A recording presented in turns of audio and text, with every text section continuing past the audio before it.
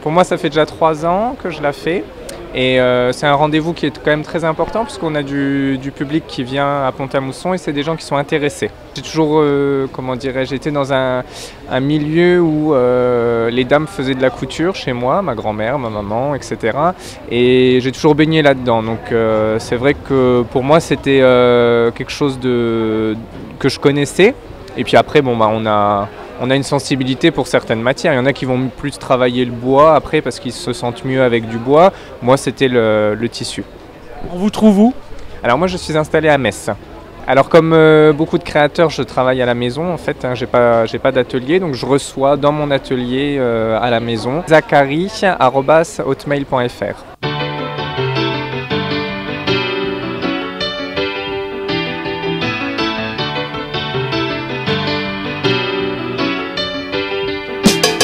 Bah écoutez, j'ai appris mon métier à Limoges il y a une paire d'années dans une école sur les arts du feu. J'ai travaillé 2 ans en tant qu'apprenti dans une usine à Limoges, là où j'ai beaucoup appris, vraiment les techniques professionnelles. Ce qui me sert d'ailleurs, ça me sert toujours actuellement. Et puis Limoges c'est loin, c'est pas très animé, donc j'avais des adresses sur Paris, je suis allée sur Paris. Et j'ai travaillé dans des ateliers où on travaillait pour des grandes marques, entre autres Hermès. Donc j'ai travaillé dans un premier atelier parisien, j'étais licenciée, j'en ai retrouvé un autre, j'étais relicenciée. Donc genre de métier artisanal, c'est un peu le lot à payer. Donc après plusieurs licenciements, j'ai été obligée d'arrêter. Donc je me suis reconvertie dans l'art de la table, donc la vente. Et puis là, j'y reviens.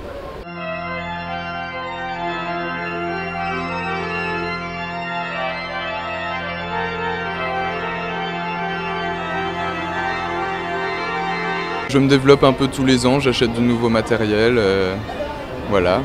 Tu investis alors c'est... Oui. Ouais, je pense que c'est important dans ces métiers-là de toujours être en mouvement. Ça, si on s'endort, c'est pas bon.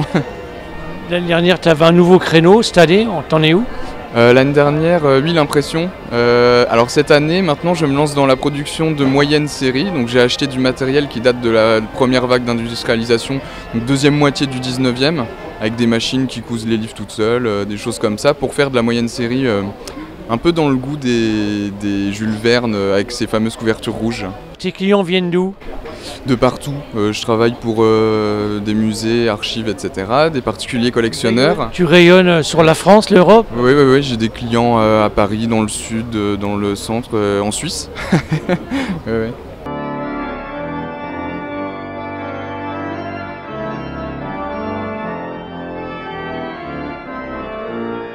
Ça te prend combien d'heures dans la semaine, le bois?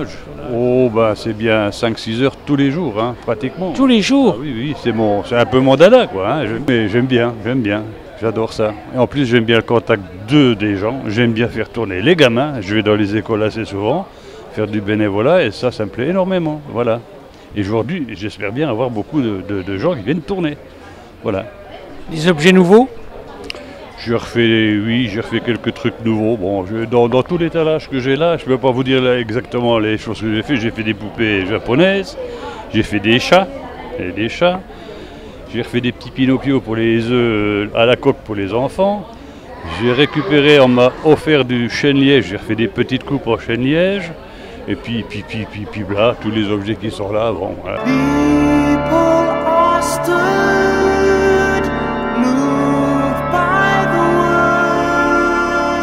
Je suis artisane décoratrice et je réalise des fresques et du mobilier en béton ciré essentiellement, que vous pouvez voir sur ce stand.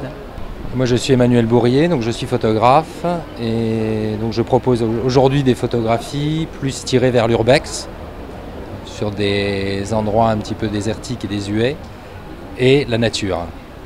Parce que c'est un peu le thème aussi d'aujourd'hui, sur la journée du patrimoine ici. Voilà. Je suis installée à Châtel-Saint-Germain en Moselle et donc nous avons fait une thématique avec Emmanuel Bourrier sur des panneaux déco avec les photos urbex et nature. Alors moi je suis indépendant, c'est vrai que je collabore avec Myriam là sur cette action.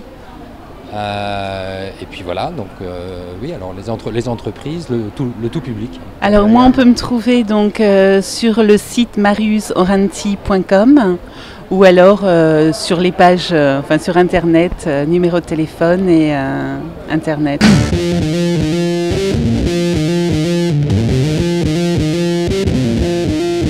Je fais de la marqueterie d'art, c'est-à-dire que je travaille avec 120 à 130 essences de bois naturelles. Et puis donc je fais des tableaux en marqueterie, quoi. Donc comme je disais, bon, c'est du bois naturel et terminé par de la cire, une finition cirée. Et ça se garde toute la vie, quoi, ça bouge pas. Mes sujets préférés, c'est surtout les marines, oui, parce que j'ai des origines bretonnes et normandes, donc ici il me manque la mer. Je travaille, oui, à partir d'une photo, à partir de ce que je vois, quoi, et puis ce qui me plaît, quoi, surtout ce qui me plaît.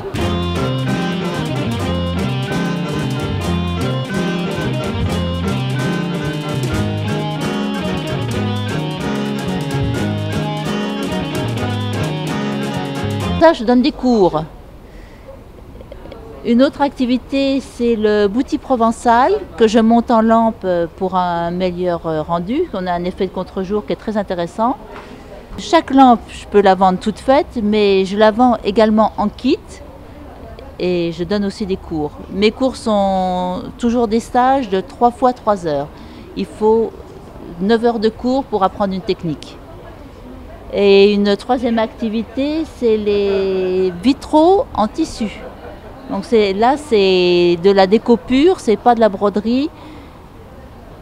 C'est un système de collage.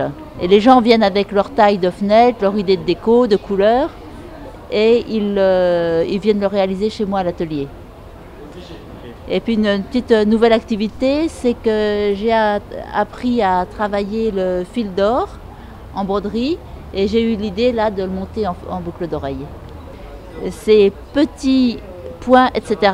Petit avec un S, point avec un S, etc. etc. tout attaché, @canalblog.com.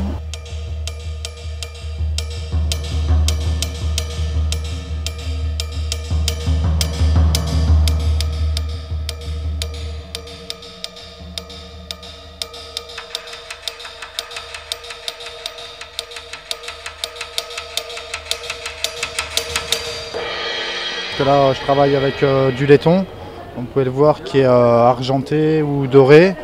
On y retrouve des pierres naturelles, des perles de verre, de la pâte de verre aussi, là, comme les feuilles de ginkgo. Et puis voilà, tout ça est monté par procédé avec de la soudure à l'argent. Et tout est malléable. Mais je travaille que pour les femmes, effectivement. Et on peut retrouver mes pièces donc, à l'abbaye des Prémontrés tout au long de l'année, ainsi qu'à l'office de tourisme à Nancy.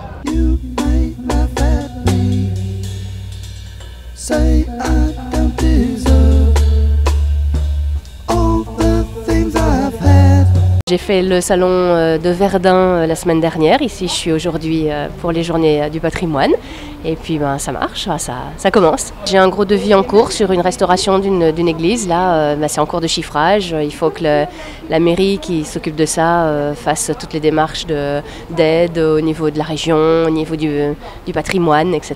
Donc, ce sont des choses qui sont à long terme. Donc là, il y a de la découpe de verre, du montage au plomb. J'en suis à la fin du montage plomb. Après, on travaille les plombs pour bien les arrondir. On soude à l'étain. On mastique. Je vais en mastiquer 2 cet après-midi. Et puis on les monte. Là, j'ai des petites choses que j'ai faites là récemment.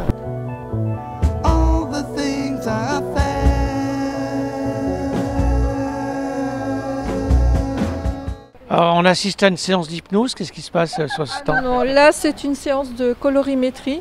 C'est-à-dire qu'on va déterminer comment madame porte les couleurs, c'est-à-dire les couleurs qui vont la mettre en valeur et celles qui vont au contraire faire qu'elle ne soit pas très jolie, on va dire, qui vont faire ressortir les défauts.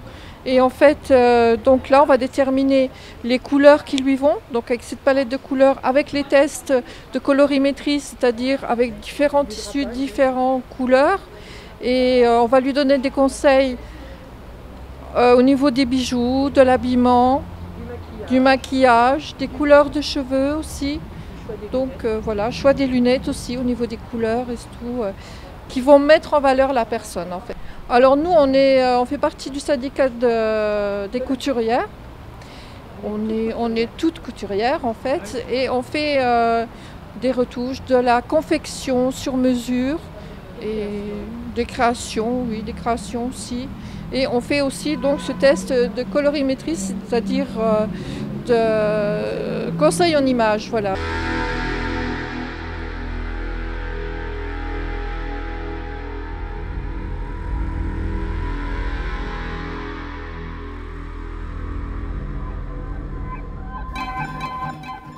Simplement, comme c'est mon métier et que j'exerce maintenant depuis plus de 20 ans, 17 ans que je suis installée à Pont-à-Mousson, bon, c'est vrai qu'il y a un savoir-faire qui commence à être reconnu aussi sur la région, mais aussi en France et à l'étranger.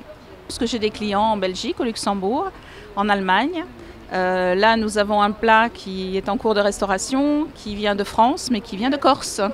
Alors tout ce qui est céramique en général, c'est-à-dire faïence, porcelaine, grès, terre cuite, biscuits, les émaux de Longwy également. Alors ça, c'est une assiette qui date des années, je pense, années 30, enfin bon, je ne suis pas certaine, mais bon, c'est vraisemblablement les années 30.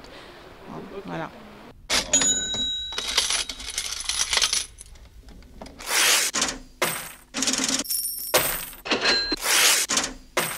Oui, si je regarde ce qui s'est passé sur ces dernières années, oui, ça commence à prendre forme. Ça reste très aléatoire. Alors, votre clientèle, les particuliers, les professionnels? Principalement des particuliers, il y a quelques professionnels, mais principalement des particuliers, parce que j'ai un atelier à Nancy avec une vitrine, donc c'est souvent des particuliers qui se déplacent. Ouais. Donc c'est des gens qui retrouvent un vieux fauteuil dans leur grenier, qui viennent le faire restaurer. C'est quoi le profil? Alors souvent des personnes qui ont un attachement déjà avec l'objet, donc souvent ouais, voilà, exactement, quelqu'un qui a récupéré le fauteuil de la grand-mère, du grand-père, ou qui a toujours vu le grand-père, la grand-mère dans le fauteuil et qui a envie de le refaire pour rendre hommage à la personne et puis pour que ça reste dans la famille. C'est souvent ça. Sinon après, quand c'est des sièges qu'on trouve comme ça dans la rue, ça va plutôt être pour de la création, faire des choses un peu plus qui sortent de l'ordinaire.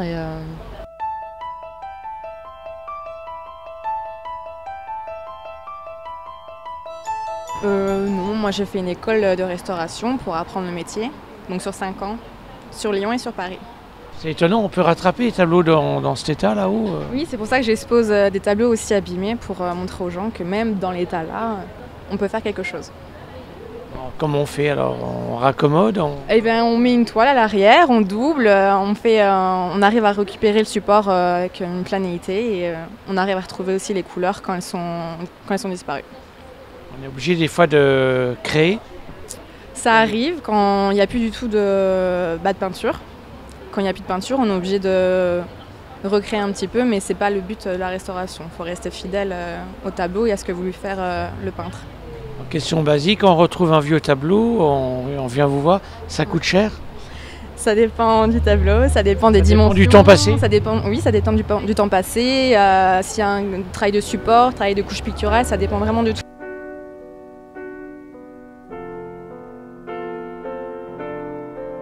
C'est un stand municipal en fait, puisqu'il représente l'étude qui est actuellement en cours, qui consiste à faire une aire de mise en valeur de l'architecture et du patrimoine qu'on dénomme AVAP. En fait, c'est une étude qui a pour enjeu de mettre en valeur le patrimoine de la commune, le patrimoine bâti et le patrimoine naturel également, et mettre en place un corps de règles qui permettra de le réhabiliter. Alors comme aujourd'hui et cette année, Les journées du patrimoine sont consacrées au patrimoine naturel. On a voulu mettre l'accent sur le patrimoine naturel de Pont-à-Mousson parce qu'il est très intéressant. Et on a donc fait une série de panneaux que vous pourrez voir également en mairie d'ici quelques temps parce qu'on a un peu l'intention de la mettre au service du public. Vous saurez également qu'il y a une réunion publique qui a lieu le 29 septembre à la Maison des Sociétés à 19 h.